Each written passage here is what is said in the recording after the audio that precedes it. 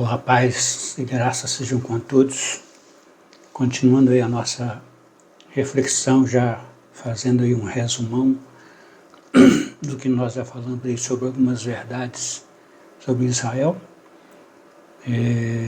O ensino principal de tudo isso que nós já falamos até agora é que nós precisamos sermos humildes, tá? Humildes para quê? Para reconhecermos a graça de Deus, ok? E como reconhecer a graça de Deus?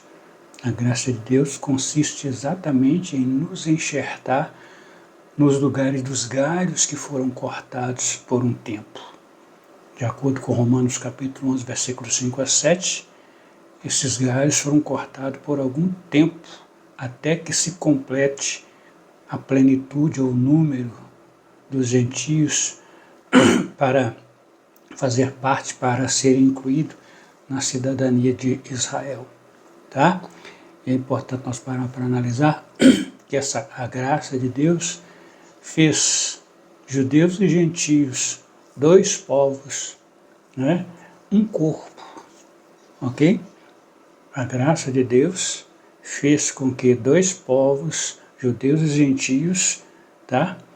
Se tornassem um corpo, em um novo homem, como diz a palavra, ao invés de superioridade sobre os ramos naturais, tá? Então, os judeus os judeus crentes em Jesus, não se devem considerar superior aos gentios, e nem os gentios crentes em Jesus devem se considerarem superior aos judeus crentes em Jesus. Ambos são um corpo. Deus juntou os dois e fez um corpo, né? E os ramos naturais que foram tirados por esse período representa exatamente a graça de Deus para nós que não merecíamos, mas pela misericórdia de Deus, pela sua graça, Ele nos enxertou, a nós que estávamos excluídos, sem Deus no mundo, nós somos incluídos. Efésios capítulo 2, versículos 11 a 22, descreve essa nossa posição de antes de conhecermos Jesus, estarmos excluídos da cidadania de Israel, dos pactos, das alianças e das promessas. Mas em Jesus nós somos incluídos na cidadania de Israel. Observe que a palavra é clara em dizer que nós somos incluídos. Antes nós estávamos excluídos da cidadania de Israel. Mas em Jesus nós passamos a ser incluídos na cidadania de Israel, porque é o que o contexto está dizendo, tá bom? Efésios capítulo 2, versículos 12 a 13, é um dos textos que descreve essa mudança de estado de excluídos para incluídos na cidadania de Israel, tá bom? A nossa condição anterior é que naquele tempo, qual está escrito aí em Efésios capítulo 2, né? E no versículo 12, naquele tempo, antes de conhecer Jesus, é claro, antes de aceitarmos a Jesus, naquele tempo estáveis sem Cristo. Olha aí, naquele tempo estáveis sem Cristo. Quando nós estávamos sem Cristo, nós éramos gentios, ok? Nesse tempo, segundo aí o versículo, nós estávamos também separados da comunidade de Israel, estranhos aos testamentos da promessa. Sem Jesus, nós estávamos separados da comunidade de Israel, ok? E estranho aos testamentos da promessa, não tendo esperança e sem Deus no mundo. Observe, esse era o nosso estado. Então a graça de Deus ela está revelada exatamente aí. Nós que estávamos excluídos, que não tínhamos direito, não tínhamos herança em nada de Israel, os galhos, por uma providência divina, foram retirados, certo? e nós fomos inseridos nos lugares, nos espaços desse galho. A maior definição da graça de Deus é essa aí, entendeu? A nossa condição, nossa nova condição. O versículo 12 está falando da nossa condição passada, antes de conhecer Jesus, excluído, sem Deus no mundo, sem esperança, tá certo? Mas agora em Cristo Jesus, vós que antes estáveis longe, já pelo sangue de Jesus fostes aproximados. Nessa versão que eu tenho aqui, uma das melhores versões, uma das melhores traduções que nós temos, que existe no Brasil, tendo em vista ela está baseada nos manuscritos, apesar de ser galhos ainda, né, está na superfície, mas ela está baseada nos manuscritos da superfície, né, dos galhos mais antigos, tá? E ele diz exatamente isso aqui, ó. Naquele tempo vós estáveis sem Cristo, Efésios 2:12.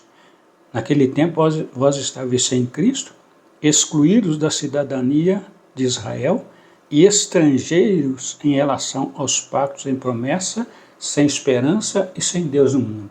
Que vida, que situação mais deplorada, né? Que situação mais depravada. Mas a graça de Deus se revela exatamente aí, quando Paulo ensina lá em Romanos que os galhos foram tirados e nós somos enxertados. E agora, depois de enxertados, nós precisamos entender e ter humildade que nós não nos tornamos tronco nem raiz, apenas galhos, e como galhos nós continuamos na total dependência, já falamos sobre isso, na total dependência da alimentação que surge da raiz, passa pelo tronco, né? E essa seiva chega até nós. Então, para nós termos uma vida sadia, espiritualmente falando, nós necessitamos ter essa humildade para compreendermos essa verdade bíblica e não enchermos o peito e dizer que agora é a nossa vez, que Israel passou e tal. Nada disso. Biblicamente falando, não. O sistema quer que a gente acredite nisso, mas biblicamente falando, não. Tá? Então o texto diz aí claramente, né? Versículo 13, mas agora, por meio do sangue de Jesus Cristo, vós que anteriormente estáveis longe, fostes incluídos. Agora preste atenção, faz uma pergunta, incluídos em quê? O versículo 12 está falando em que nós somos incluídos.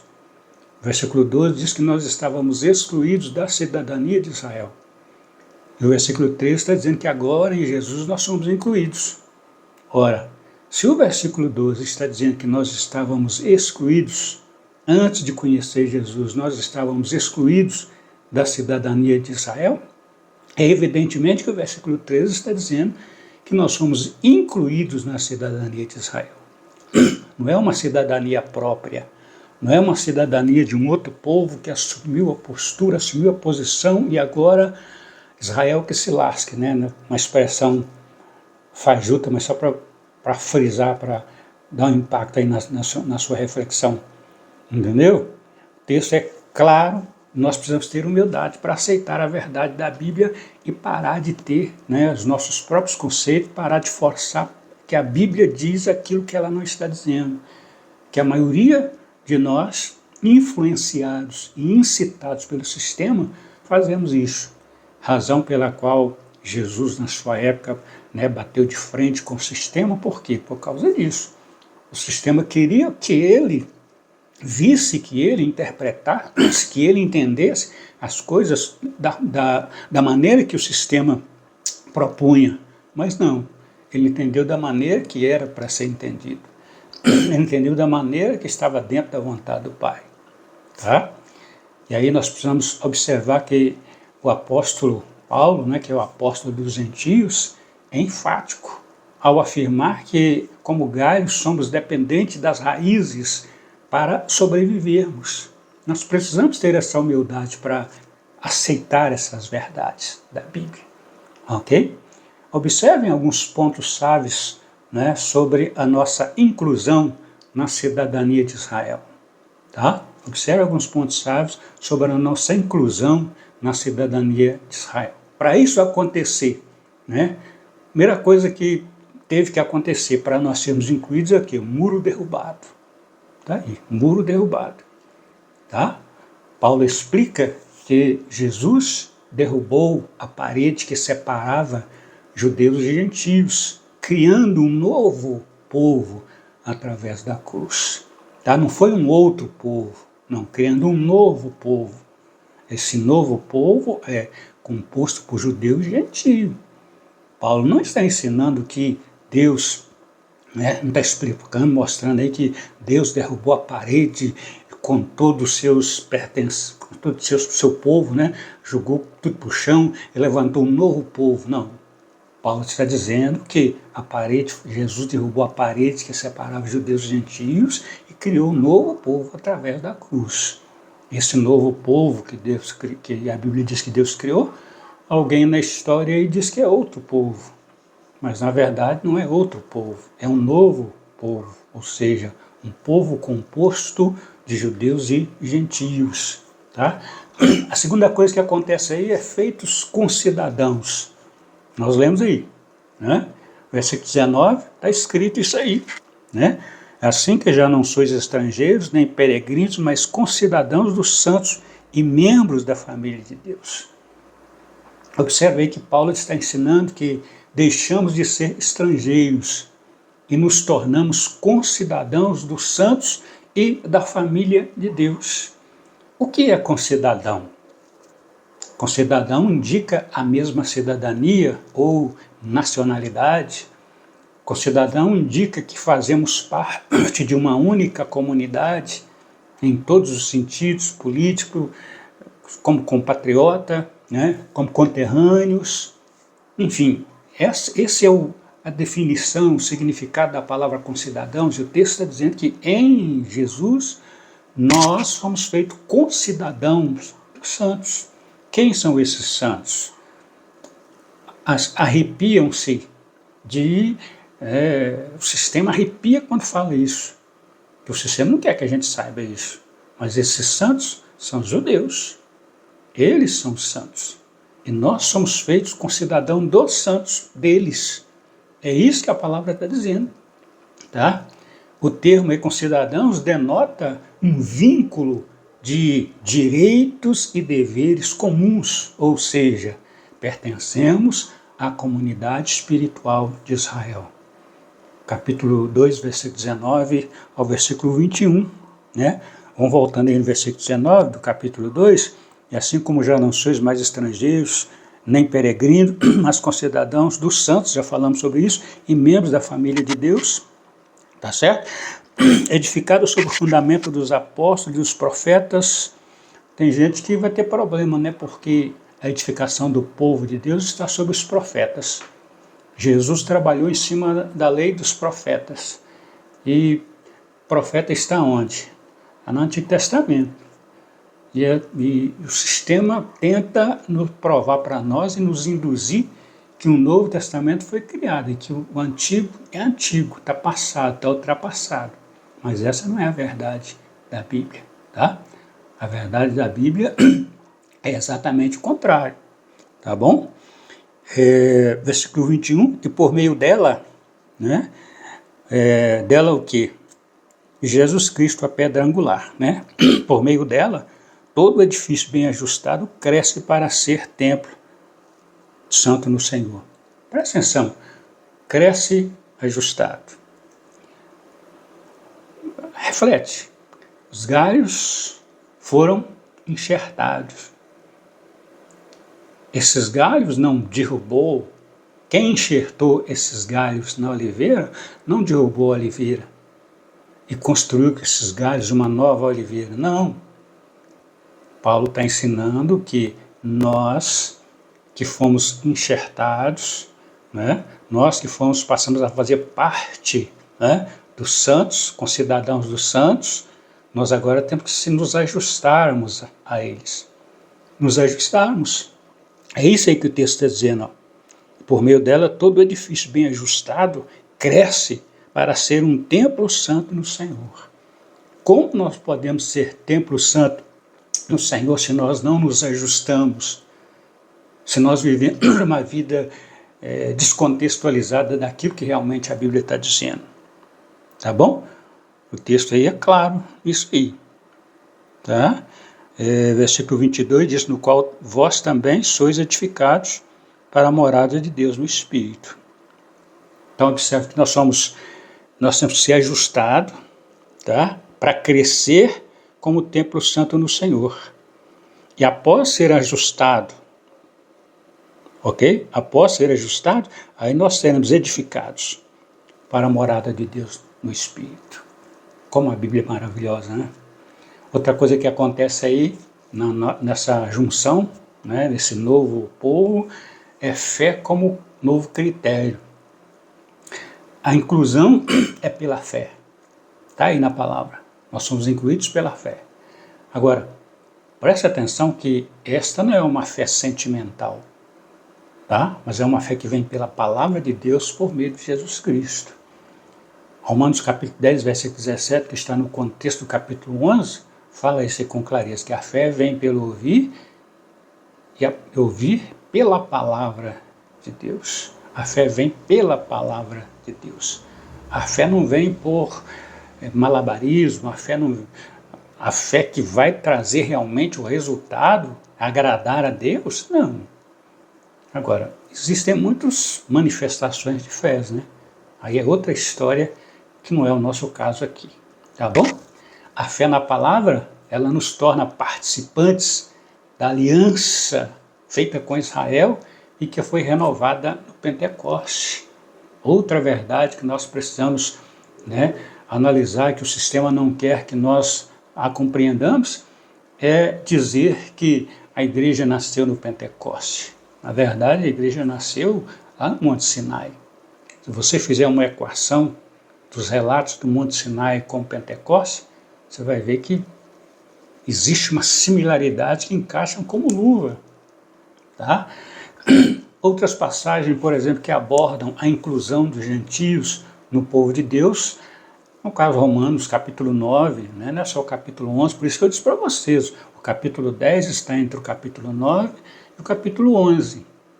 E o capítulo 10, no versículo 17 especificamente, está dizendo que a fé vem pela palavra. Ok?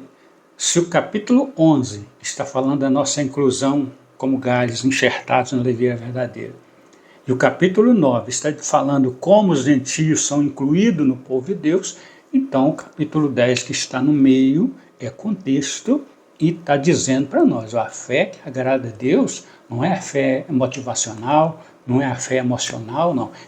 É a fé que vem pela palavra, tá?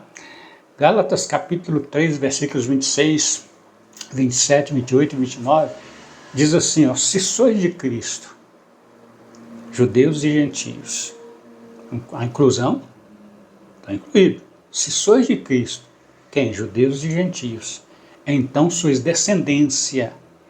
Presta atenção na Bíblia quando você estiver lendo. As pessoas às vezes lêem esse versículo que fala descendente. Não é descendentes. Porque descendente é uma coisa, descendência é outra coisa. O texto está dizendo, então, sois descendência, tá? E não descendentes de Abraão. Se fossem descendentes, os judeus poderiam se orgulharem, mas não são descendentes. É descendência, né? E descendência é formada por descendentes, ok? E esses descendentes, segundo o próprio contexto dos ensinamentos de Paulo, é formado por judeus e gentios. Okay? Então, judeus e gentios formam a descendência de Abraão e herdeiros segundo a promessa, conforme está aí na palavra. Não esqueça que a nossa salvação é pela graça. Efésios capítulo 2, versículos 4 a 9, Romanos 10, 17, Romanos 11, 6 e 7, Tito 2, 11 a 14. E o que é a graça de Deus? A nossa salvação é pela fé. E nós já falamos, a fé que a nossa salvação é adquirida não é a fé emocional, A fé motivacional, a fé baseada no achismo, no que eu penso. Estou sentindo, Deus está. Se eu não estou sentindo, Deus não está. Os nossos sentimentos não são termômetro para marcar o que Deus faz ou deixou de fazer. Pelo menos o que está na Bíblia é totalmente diferente, né? E o que é a graça de Deus? A graça de Deus, como nós já falamos, né? Paulo nos diz em Romanos, capítulos 11, versículos 6 e 7, que a graça de Deus é o fato de sermos enxertados no lugar dos galhos que foram quebrados. Essa é a graça de Deus. E às vezes nós confundimos esse ato, né, da graça de Deus de nos enxertar como galhos e assumimos e já pensamos que porque nós somos salvos pela graça, então nós podemos deitar e rolar porque a casa é nossa e o direito. Não, não é por aí. A graça está exatamente consistida num favor que eu não mereço. Eu, você, nós não merecíamos, mas Deus, na sua soberania, no seu propósito eterno de salvar todo mundo não será salvo, mas o propósito de Deus é salvar todo mundo, está escrito. O próprio apóstolo Paulo falou isso, né? Então, o propósito dele é esse. Mas Paulo diz em Romanos capítulo 11, versículos 6 e 7, que a graça de Deus é o fato de sermos enxertados no lugar dos galhos que foram quebrados, tá? A pergunta é, vamos aceitar o que a Bíblia diz no seu contexto e ensina? Vamos deixar a Bíblia no contexto em que ela ensina? Vamos aceitar o que a Bíblia no seu contexto ensina? Vamos permitir que a Bíblia diz o que no seu contexto ela diz? Ou vamos fingir de cegos e deixar as coisas como estão? Essa é uma pergunta que a gente faz aí, encerrando, né, essa nossa reflexão, essa série inclusive, né, tem muita coisa a mais, mas essa aqui já deu para a gente dar uma pincelada, porque são verdades que estão aí que o sistema não quer que a gente saiba, ok? Deus te abençoe, fique na paz e até o nosso próximo encontro. A gente vai continuar falando aí outras verdades que o sistema não quer que a gente saiba, tá bom? Deus te abençoe, fique na paz e até o nosso próximo encontro, se Deus quiser.